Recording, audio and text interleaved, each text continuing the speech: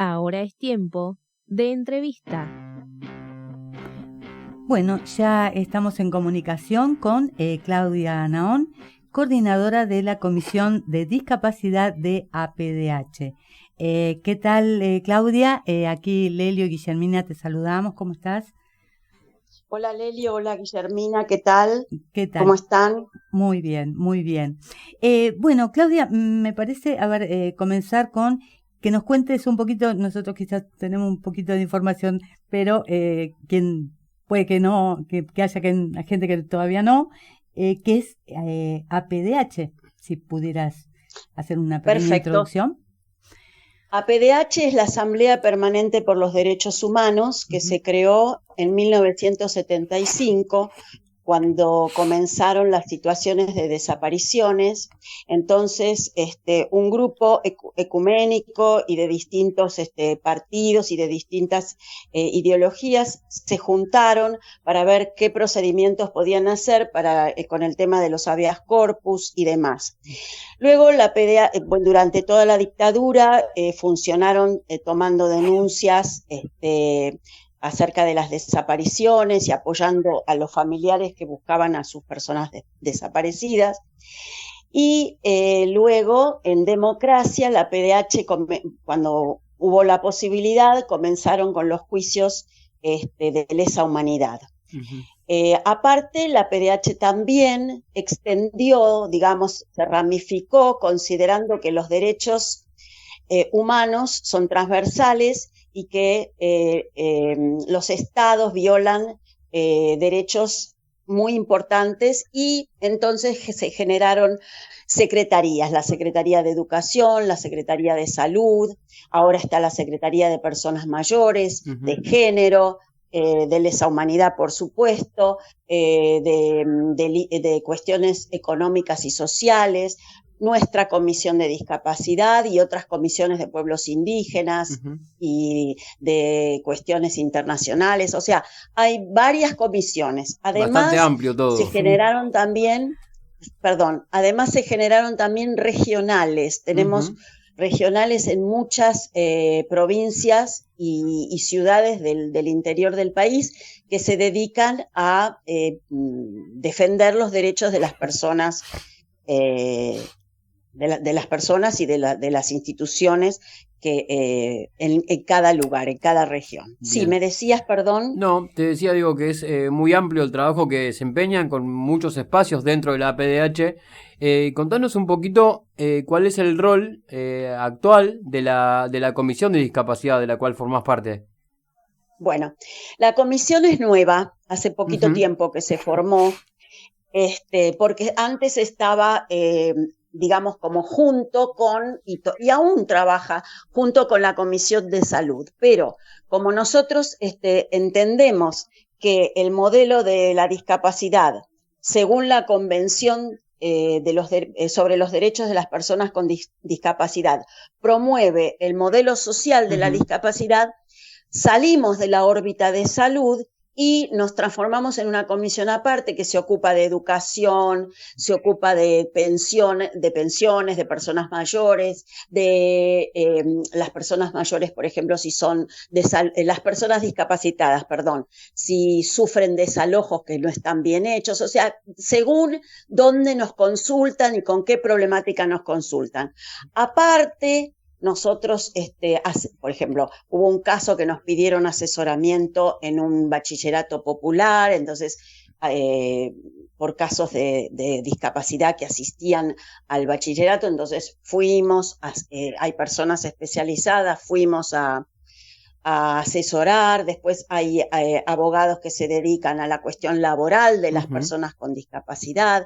Bueno, según los casos que aparezcan. Claro. Y aparte, por ejemplo, hacemos reuniones y hacemos por Zoom para todas las provincias, capacitación para todas las personas de las regionales sobre distintas situaciones que aquejan a las personas con discapacidad. Bien, y tenemos proyectos, digamos. También, digo, en relación a esto que nos venís contando del trabajo que vienen desempeñando, también formaron parte junto a otras instituciones del proyecto de ley sobre discapacidad que presentó hace muy pocos días el diputado Daniel Arroyo, ¿no es cierto?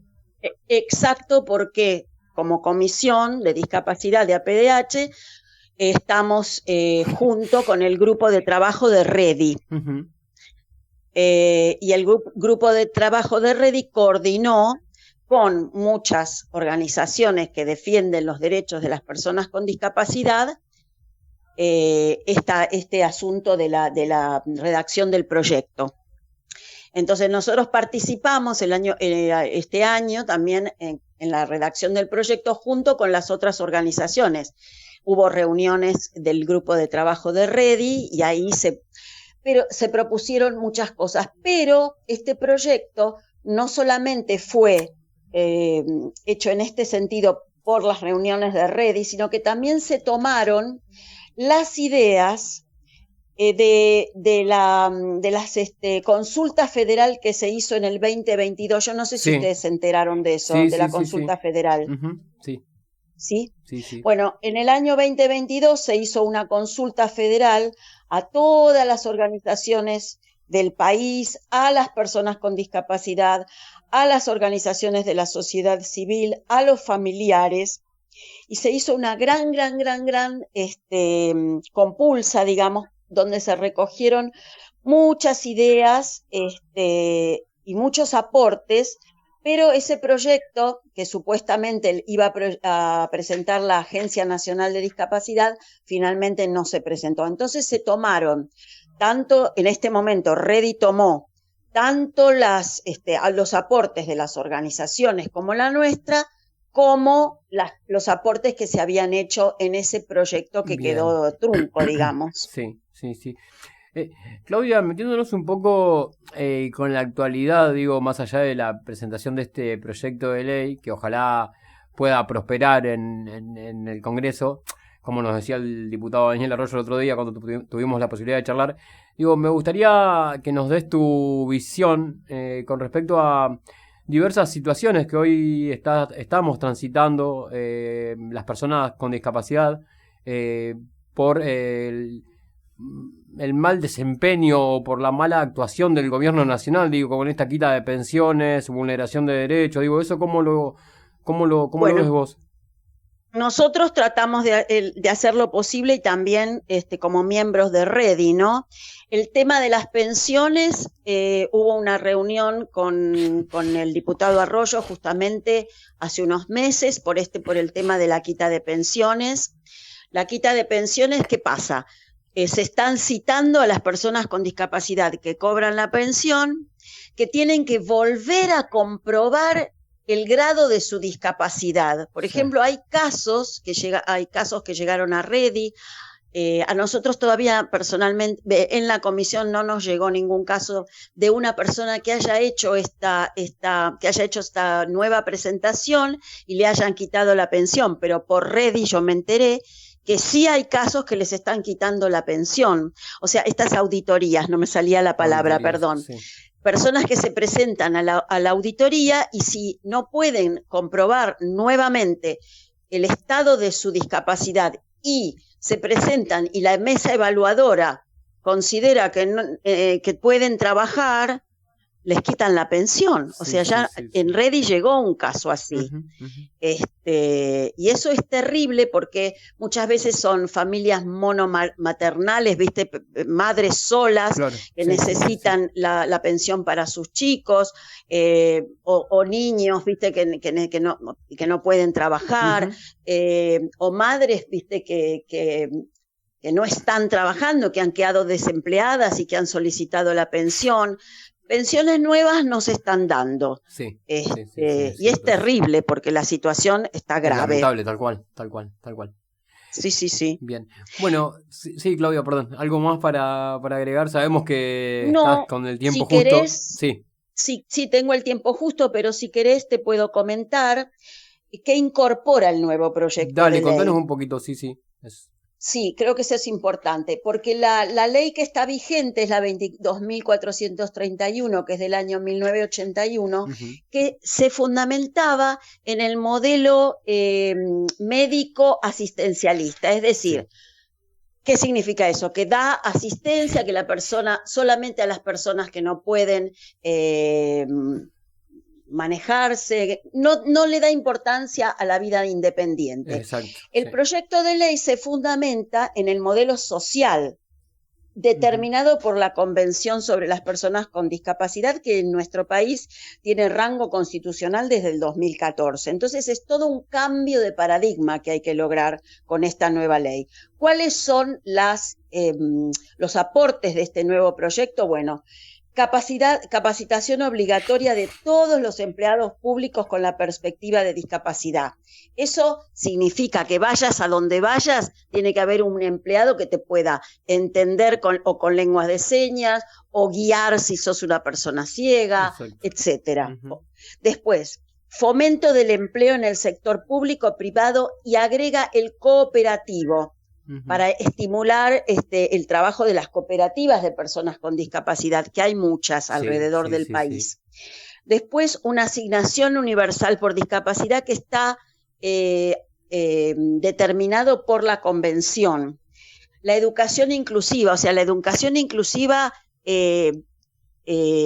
hay que propender a que todas las instituciones educativas puedan brindar educación común a todas las personas con discapacidad, cosa que no se puede hacer en este momento porque faltan los apoyos. Exacto. Después hay una figura del asistente personal. ¿Para qué? ¿Para qué es esto? Para que la persona con discapacidad pueda realizar o llevar a cabo una vida independiente. Tal cual. Independiente en el sentido de, bueno, sí, con los apoyos necesarios, pero independiente.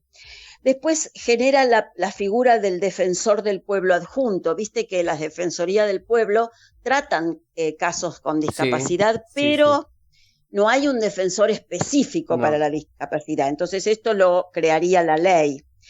Lo mismo que el Consejo Consultivo de la Discapacidad. Y que el Observatorio para la Discapacidad, que hoy funciona en la égida de la ANDIS, de la Agencia Nacional de Discapacidad, funcione por fuera de la agencia, porque si tiene que controlar la acción de la agencia, ¿no? Que es del Estado, no puede estar dentro de la misma institución, claro. ¿Me entendés? Claro. Sí, o sea que son muchas cosas que cambiarían fundamentalmente la ley. Bien. Y el acercamiento a las personas. Bárbaro. Claudia, te agradecemos por este rato, por ponernos un poco en tema del trabajo que realiza la PDH, también por los diferentes puntos que aborda este proyecto de ley, que ojalá prospere en el Congreso. Así que bueno, agradecidos y bueno, seguramente en algún otro momento estaremos charlando nuevamente porque quedan siempre temas para profundizar. Exacto. Muchas gracias a ustedes por difundir estas cosas. Un saludo. Hacer visibilidad para las personas con discapacidad. Muchas gracias.